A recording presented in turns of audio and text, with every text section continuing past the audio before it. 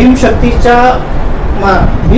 बॅनरखाली आज कार्यकर्त्यांचा आढावा बैठक घेण्यात आली। येणाऱ्या धम्मचक्र प्रवर्तन दिनानिमित्त नागपुरामध्ये भीमशक्तीचा मेळावा आयोजित केला गेला आहे। काय तुमचं नेमकी भूमिका? मागच्या वर्षी सुद्धा भीमशक्तीच्या वतीने 68वा धम्मचक्र प्रवर्तन दिन आम्ही देशपांडे सभागृहामध्ये आयोजित केला होता।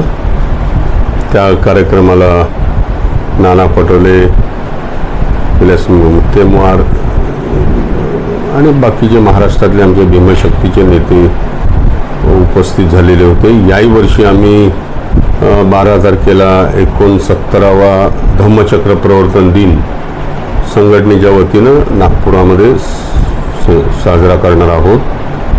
या मेळाव्याला आम्ही काँग्रेस पक्षाचे प्रदेशाध्यक्ष नाना पटोले यांना निमंत्रित केलेलं आहे। तर परमपूज्य डॉक्टर बाबासाहेब आंबेडकरांनी 14 ऑक्टोबर 1956 साली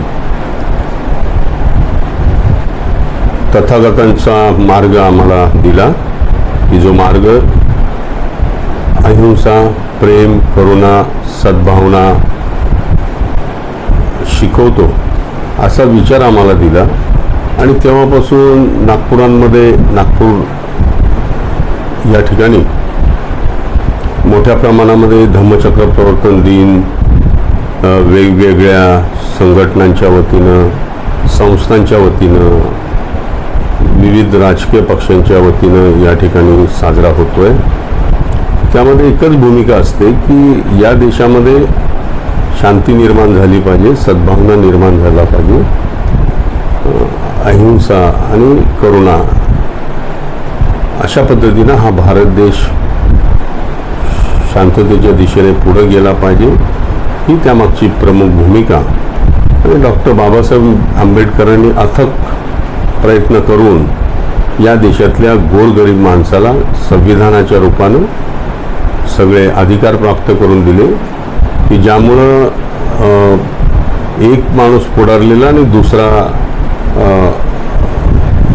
ज्याची प्रगती शून्य आहे अशा माणसाची प्रगतीच्या दिशेनं त्याला घेऊन जाण्यासाठी बाबासाहेबांनी अथक प्रयत्न केले।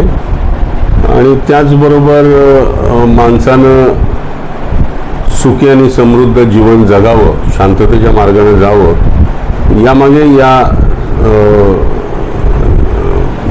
या मागे बाबासाहेबांची भूमिका एक वेगळी होती।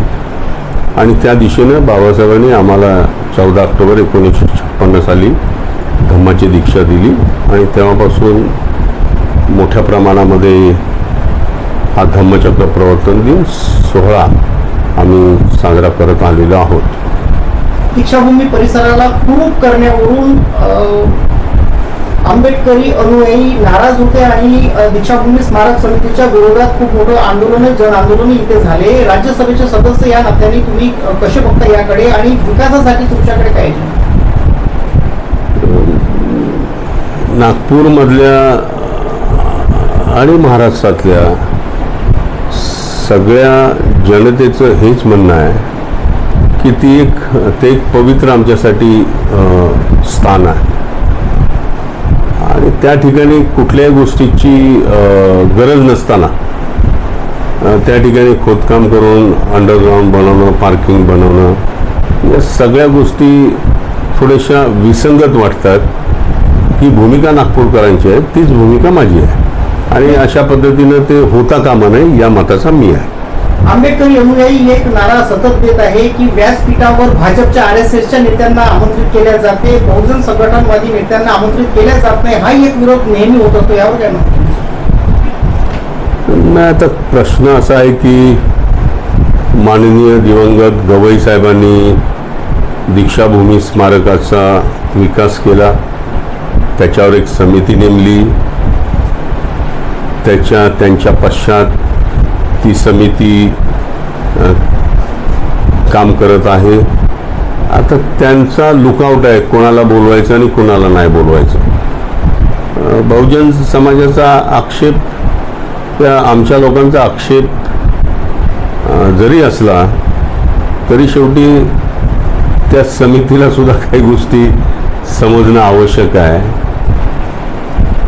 कारण एका बाजूला आम्ही नेहमी ओरडत असतो, एका बाजूला संघभूमी आणि दुसऱ्या बाजूला दीक्षाभूमी, आणि हे समीकरण पण जुळत नाही आहे ना. आणि म्हणून जनतेतनं आवाज उठतो तो समर्पक. दीक्षाभूमीसाठी काही तुम्ही प्रायोजन करणार आहात का? बघा, मी सामाजिक न्याय मंत्री असताना दीक्षाभूमीसाठी सामाजिक न्याय विभागाच्या माध्यमातून दीक्षाभूमीचा विकास करण्यासाठी आणि दीक्षाभूमीचा जो स्तूप आहे त्याचं काम सुरू होतं त्या काळामध्ये. त्यावेळेस माननीय तत्कालीन मुख्यमंत्री दिवंगत विलासरावजी देशमुख यांच्या नेतृत्वाखाली जवळजवळ सुरुवातीला 1 कोटी रुपये सामाजिक न्याय विभागातनं शासनाच्या वतीनं देण्याचं काम आम्ही केलं. त्यानंतरच्या काळामध्ये सुद्धा शासनाच्या वतीनं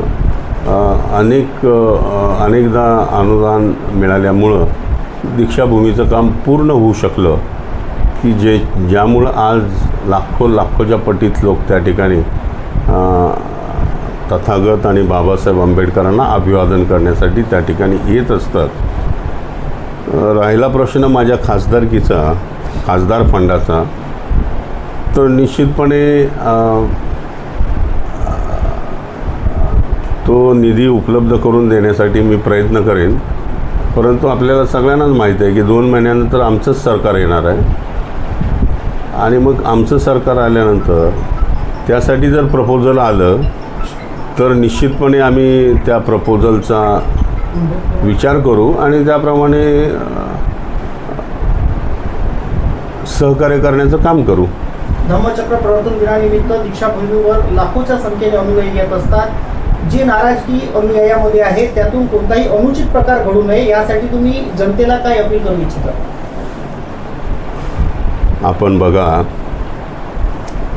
5 डिसेंबर 6 डिसेंबरला म्हणजे 6 डिसेंबरला बाबासाहेब आंबेडकरांचं महानिर्वाण झालं. देशभरातनं लाखोच्या पटीत लोक त्या ठिकाणी बाबासाहेबांना अभिवादन करण्यासाठी येत असतात. कुठल्या पोलिसाची गरज नसते, कोणाची कार्यकर्त्यांची गरज नसते. आमचा माणूस येतो, अत्यंत आदरपूर्वक बाबासाहेबांना नतमस्तक होतो आणि आपल्या मार्गाने निघून जातो.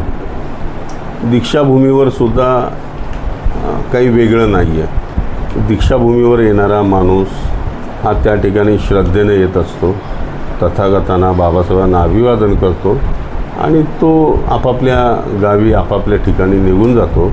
त्यामुळं मला वाटत नाही की अशा एका मोठ्या सोहळ्यामध्ये कुठलंही गालबोट लागेल असं कुठलंही काम आपल्यातला माणूस करणार नाही. कुठलाही अनुचित प्रकार तो घडवून आणेल अशी शक्यता फार कमी आहे.